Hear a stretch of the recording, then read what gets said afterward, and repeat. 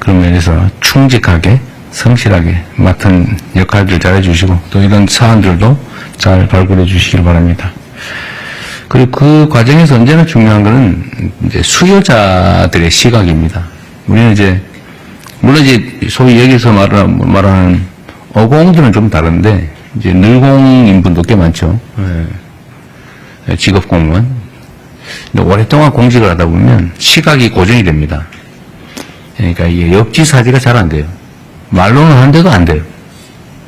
왜 그러냐면 한쪽에 서 있는 자리가 그래서 그렇습니다.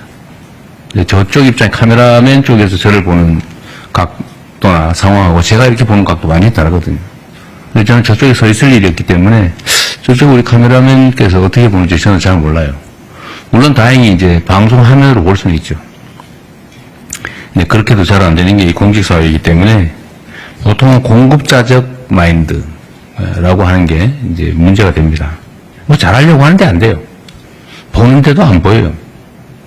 그런 걸 인정을 좀 하고 언제나 수요자 측, 우리 국민들의 시선으로 좀 보도록 노력해야 된다. 그분들 직접 만나서 얘기 듣는 게 제일 좋죠.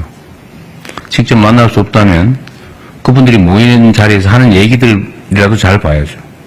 하다못해 영 안 되면 커뮤니티 댓글이라도 읽어봐야죠. 도대체 뭔 생각을 하고 무슨 얘기를 하고 사나, 뭘 바라는가, 뭔 문제 지적을 하는가 이런 걸 또 봐야죠. 그래서 국민들의 시선, 시각을 중시했으면 좋겠다. 하여튼 실행 가능한 것들을 최대한 신속하게 찾아내서 최대한 신속하게 집행하자라는 말씀을 드립니다. 여러분들은 직접 집행한 사람은 아니고 집행하도록 이렇게 아이디어를 주고 또 논의하고 지휘하는 쪽에 있는 사람들이니까 집행부서들이 열심히 잘할 수 있도록 잘 조언하기 바랍니다. AI 얘기를 좀 잠깐 해야 될 것 같아요.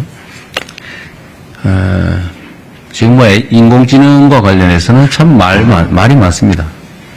뭐 주장도 많고 저도 뭐 아주 자세히는 잘 모르겠어요. 근데 한 가지는 알죠. 피할 수 없다. 엄청나게 중요하다.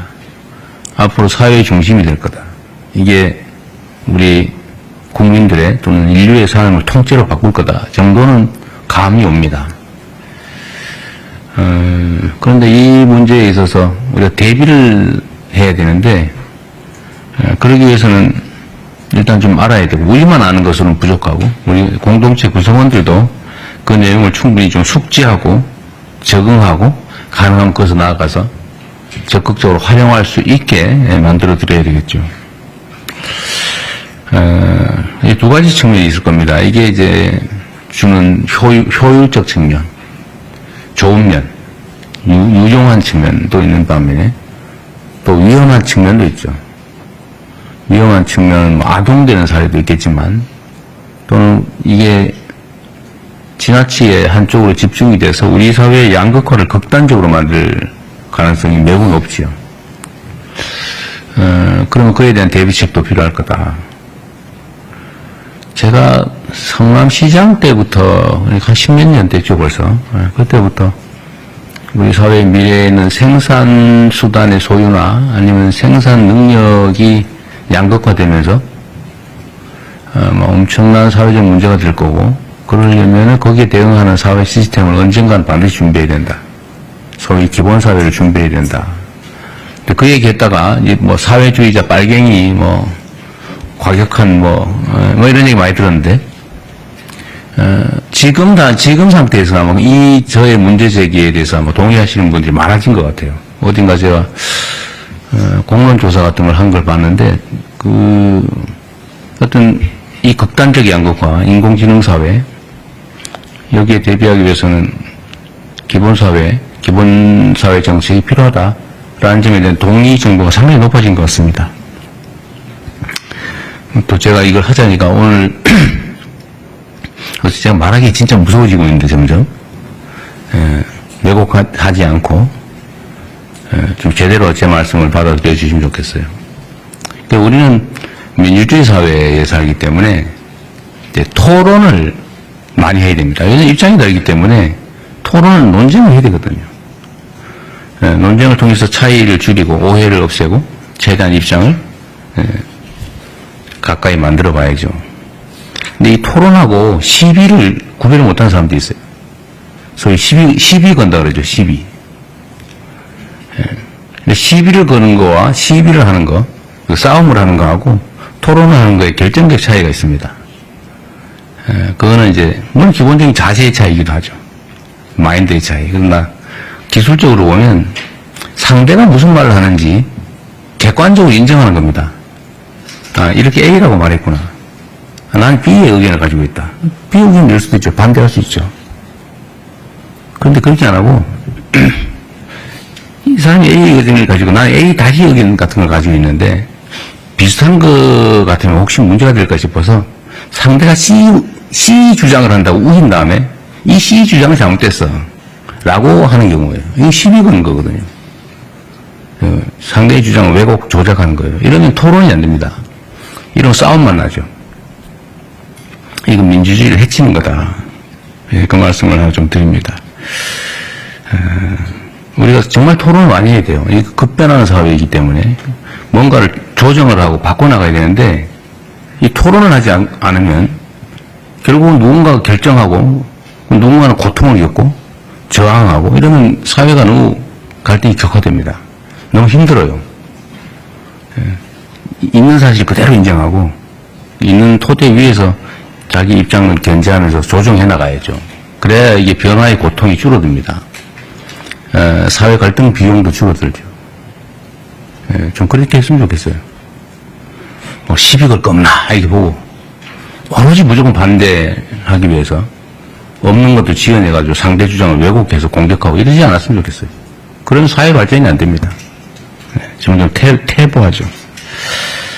기본사회에 관한 얘기도 좀 진지하게 하면 좋겠어요.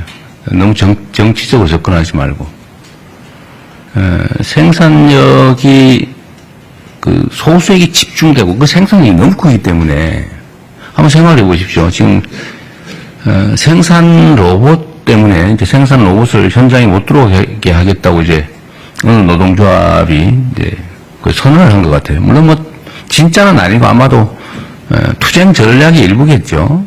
투쟁 전략 전술의 일부일 겁니다. 그런데 과거에 우리가 이제 전기 기관 그다음에 기계가 도입됐을 때 그 기계 파괴 운동이라고 사람들이 일자리를 뺀다고 기계 부수자 이런 운동이 있었잖아요. 근데 그 흘러오는 거대한 수레를 피할 수 없습니다. 결국 그 사회에 빨리 적응해야죠.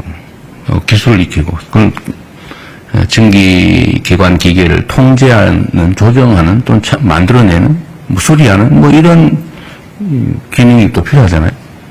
거기에 적응을 빨리빨리 해야 됩니다. 우리도 인공지능 로봇들이 이제 스스로 판단하면서 데이터를 분석해가면서 현장에서 24시간 먹지도 않고 불빛도 없는 깜깜한 공장 속에서 지치지 않고 일하는 그런 세상이 곧 오게 돼 있어요. 막 피할 수 없어요.